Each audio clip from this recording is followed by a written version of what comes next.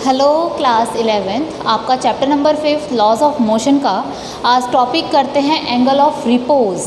Angle of repose क्या होता है? एंगल ऑफ रिपोज, अगर मान लीजिए आपके पास कोई इंक्लाइंड प्लेन है, ठीक है, इसके ऊपर एक बॉडी रखी है जिसका मास क्या है m, और ये आपका हॉरिजॉन्टल के साथ एंगल बनाता है थीटा, ठीक है। अब इस बॉडी का क्या लगेगा? वेट लगेगा mg। अब ये बॉडी जिस सरफेस साथ कांटेक्ट में है उसके परपेंडिकुलर क्या लगता है? नॉर्मल रिएक्शन, ठीक है, ओके। इधर देखो, इस लाइन का परपेंडिकुलर क्या है? ये, और इस लाइन का परपेंडिकुलर क्या है? ये।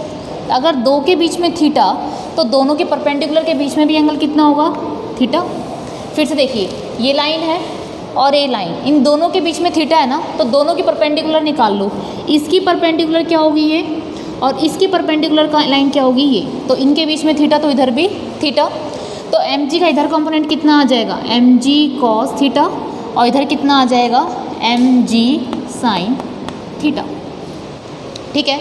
अब mg sin थीटा की वजह से बॉडी कहाँ आएगी? नीचे की तरफ। तो जब बॉडी नीचे आएगी तो फ्रिक्शन फोर्स कहाँ लगेगा? ऊपर की तरफ, है ना। कि जब बॉडी जहाँ जाने की कोशिश करती है, फ्रिक्शन फोर्स रिलेटिव मोशन का क्या करता है? अपोज करता है, ठीक है। अब फ्रिक्शन फोर्स कहाँ लगेगा? ऊपर की तरफ। अब मैं कह रही हूँ जस्ट, अच्छा, जैसे जैसे एंगल बढ़ेगा एक कंडीशन आएगी, क्या? देखो, n = mg cos थीटा। मैं कह दूँ जस्ट अबाउट टू स्लिप की कंडीशन है ये, जस्ट अबाउट टू स्लिप। तो उस टाइम जो फ्रिक्शन लगता है वो मैक्सिमम फ्रिक्शन लगता है F लिमिटिंग, और F लिमिटिंग किसके इक्वल होता है? म्यू एस n के, और n किसके इक्वल है? mg cos थीटा के। तो F लिमिटिंग कितना आ गया आपके पास? Mu S mg cos theta.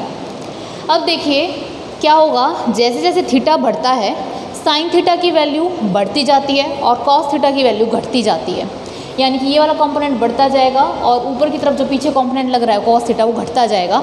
एक समय ऐसा आएगा जब ये वाला component mg sin theta = mu S mg cos theta के इक्वल होगा।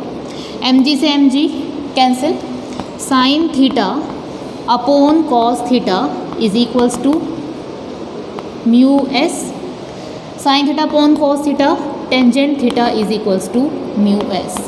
इस टाइम जो ये थीटा आया, इसे नाम दे रही हूँ मैं theta r, and this theta is called angle of repose, ठीक है।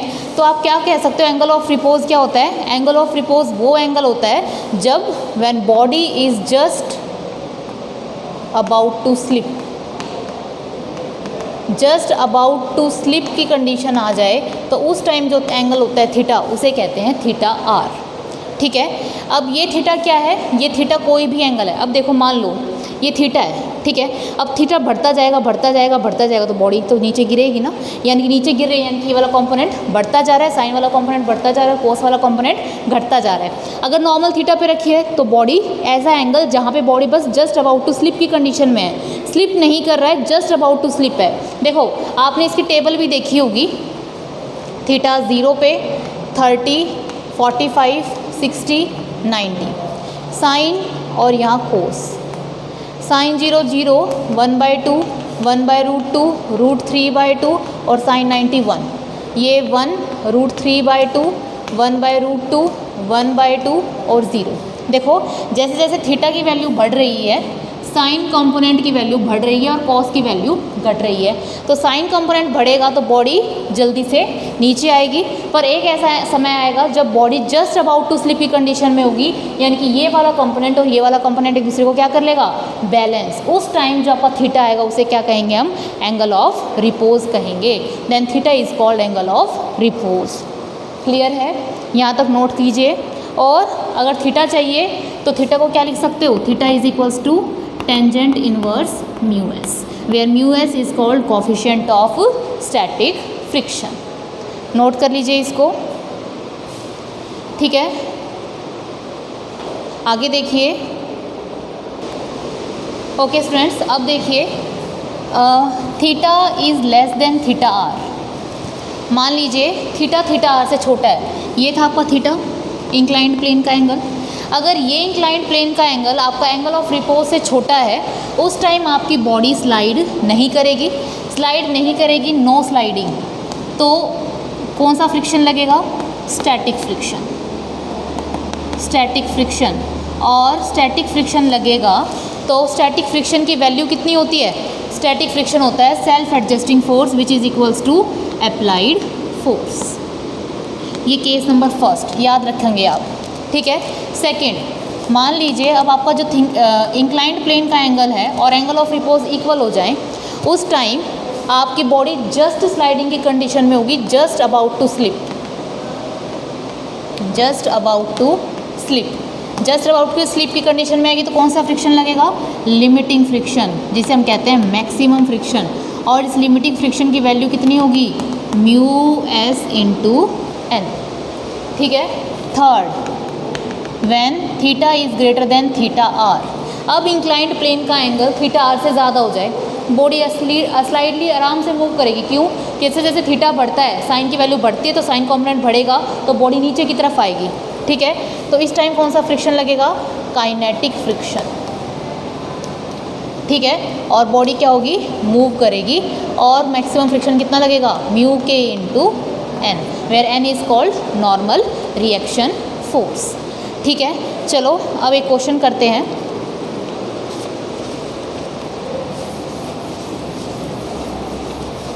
ये तीनों कंडीशंस आपको याद रखनी है, theta less than theta R, theta equals to theta R और theta is greater than theta R. Question लिखिए, if angle of repose is 45 degree, find body is at rest और इन मोशन। ये पता करना है कि बॉडी रेस्ट में है या मोशन में है। And also calculate friction force and acceleration, ये निकालना है। क्वेश्चन नोट कीजिए, फ्रिक्शन फोर्स और एक्सेलरेशन निकालना है। देखो एंगल ऑफ रिपोज कितना दे रखा है? 45 डिग्री, थीटा आर दे रखा है आपको 45 डिग्री, ठीक है। अब यहाँ से क्या निकालते हैं? बॉडी रेस्ट में है या मोशन में है? ये आपका इंक्लाइंड प्लेन, ये थीटा, ये बॉडी का मास m, बॉडी का वेट लगेगा नीचे कितना? mg। यहाँ कंपोनेंट आएगा थीटा, mg cos थीटा, और यहाँ mg sin थीटा, और ये आपका नॉर्मल रिएक्शन n, ठीक है। यहाँ थीटा की वैल्यू आपको दे रखी है कितनी? 30 डिग्री। ओके, ये बताओ theta is less than theta R और theta is greater than theta R. Theta is less than theta R, जब थीटा आर से छोटा है, थीटा कितना है? 30, एंगल ऑफ रिपोज कितना है? 45 डिग्री। तो बॉडी कैसे रहेगी? बॉडी रेस्ट में रहेगी, बॉडी इज़ इन रेस्ट। और कौन सा फ्रिक्शन लगेगा? स्टैटिक फ्रिक्शन लगेगा। और स्टैटिक फ्रिक्शन लगेगा तो पहली बात तो एक्सेलरेशन कितना हो गया? 0। उस क्वेश्चन का आंसर तो आ गया आपके पास कि acceleration 0, body is in rest, find body is at rest और in motion in rest. Acceleration 0। What about friction force? Friction force कौन सा है? Static friction. किसके इक्वल होते हैं? Self adjusting, which is equals to applied force के। यहाँ applied force कितना है? mg sine theta, mg sine theta, ठीक है। 30, थीटा कितना है? 30, mg साइन 30, साइन 30 इज़ 1/2, तो कितना आ जाएगा? mg/2। तो स्टैटिक फ्रिक्शन यहाँ कितना लग रहा है आपका? mg/2, ठीक है। तो सबसे पहले आप ये पता कर लो बॉडी रेस्ट में है या मोशन में है, क्योंकि मुझे यहाँ पता लग गया थीटा कितना है? 30 डिग्री, एंगल ऑफ रिपोज कितना है? 45 डिग्री। तो मेरा बॉडी कैसे रहेगी?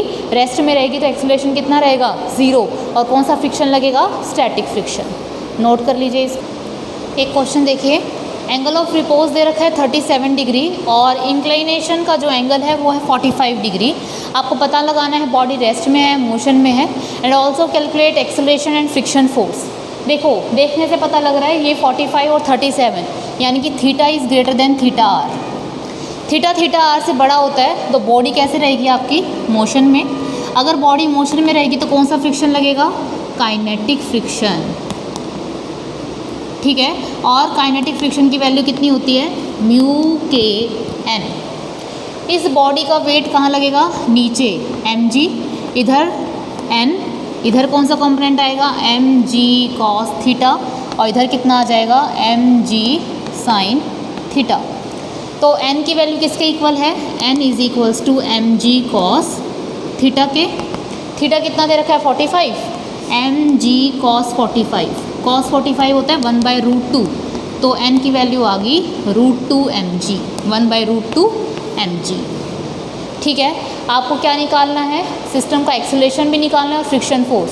फ्रिक्शन फोर्स क्या होता है, म्यू के एन, म्यू के आपको दे नहीं रखा तो म्यू के का तो म्यू के, एन की वैल्यू कितनी दे रखी है, mg/√2, ये आ गया आपके पास एफ के, इतना काइनेटिक फ्रिक्शन लगेगा, ठीक है। अभी बॉडी क्या करेगी, नीचे की तरफ आएगी तो काइनेटिक फ्रिक्शन कहाँ लगेगा, ऊपर की तरफ, तो बॉडी का नेट एक्सेलरेशन क्या होगा, mg sin theta minus F के is equals to mass into acceleration, m का m, g का g, साइन थीटा कितना है 45, माइनस एफ के कितना है, म्यू के mg√2 is equals to ma, m throughout cancel, sine 45 1/√2, तो लिख दोगे g/√2 माइनस म्यू के g/√2 is equals to a की वैल्यू कितनी आ गई, g/√2 को कॉमन निकाल लो, 1 माइनस म्यू के, ठीक है। तो इतने एक्सेलरेशन के साथ आपकी बॉडी मूव करेगी, ठीक है। नोट कर लीजिए इसको।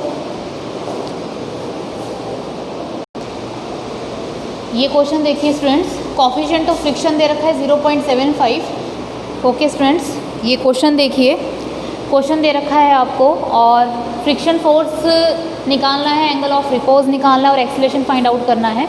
एंगल ऑफ रिपोज कैसे निकालेंगे, पहले इसका नीचे वेट आ जाएगा mg, इधर कंपोनेंट आ जाएगा mg cos थीटा, इधर mg sin थीटा, और ऊपर की तरफ नॉर्मल रिएक्शन n, तो n किसके इक्वल आएगा, mg cos थीटा के। आपको पता है tangent theta r is equals to mu S, ठीक है। Tangent theta r, mu S आपको दे रखा है 0.75, ऐसे लिख सकते हो 75/100, 25 3 75, 25 चौका 100, tangent theta r is equals to 3/4। ये ट्राइंगल मैंने आपको पहले पढ़ाया हुआ है, ये 3, ये 4, ये 5, तब एंगल कितना होता है 37 डिग्री, तो थीटा r कितना आ गया आपके पास 37 डिग्री, ठीक है। ओके, एंगल ऑफ रिपोज आ गया आपके पास 37 डिग्री, ये आपका फर्स्ट पार्ट था। Find friction force, friction force निकालना है। ये एंगल इस एंगल से बड़ा है तो आप कह सकते हो theta is greater than theta R. जब थीटा आर से बड़ा है तो बॉडी कैसे होगी, मोशन में। कौन सा फ्रिक्शन लगेगा, काइनेटिक फ्रिक्शन लगेगा, और काइनेटिक की वैल्यू कितनी होती है, म्यू के एन, ठीक है। सपोज म्यू के को मैं म्यू एस के इक्वल ले लेती हूँ, तो मेरा एफ काइनेटिक कितना आएगा, म्यू के एन, और म्यू के को मैं ले लूँ म्यू एस के इक्वल, एन किसके इक्वल है, एम जी कॉस थीटा के। म्यू एस कितना है 75/100, एम कितना है एम, जी को रख लो 10, कॉस थीटा, थीटा कितना है 53, कॉस 53, ओके कॉस 53, कॉस 53 का ट्राइंगल, ये आपका 53, दिस इज 4, 3 और 5, cos base upon hypotenuse 3/5, 75/100, m into 10, cos 53 की वैल्यू आएगी बेस अपॉन हाइपोटेन्यूज 3/5, ठीक है। 5 2 ज़ा 10, 2 3 ज़ा 6, 6 इंटू 75/100 इंटू m, ये वैल्यू आ गया आपकी एफ के की। हो गया सेकंड पार्ट भी सॉल्व। एंगल ऑफ रिपोज निकाल दिया, काइनेटिक फ्रिक्शन निकाल दिया। अब क्या निकालना है, acceleration, this minus this. Kinetic friction कहाँ लगेगा, रिलेटिव मोशन का अपोज करते हुए, M G sine theta minus F के को क्या लिखोगे, कितनी वैल्यू है 6 into 75/100, m is equals to M A, M throughout cancel, g की वैल्यू 10, साइन थीटा कितना है 53, sine 53 minus 6 into 75/100 is equals to a, ठीक है। साइन 53 क्या होता है, perpendicular upon hypotenuse 4/5, 4/5 minus 6 into 75/100। Solve करोगे 5 2 ज़ा 10, 2 4 ज़ा 8, तो 8 माइनस 6 इंटू 75/100। इसको सॉल्व कर लो, इतना मीटर पर सेकंड स्क्वायर आ जाएगा आपका एक्सप्रेशन।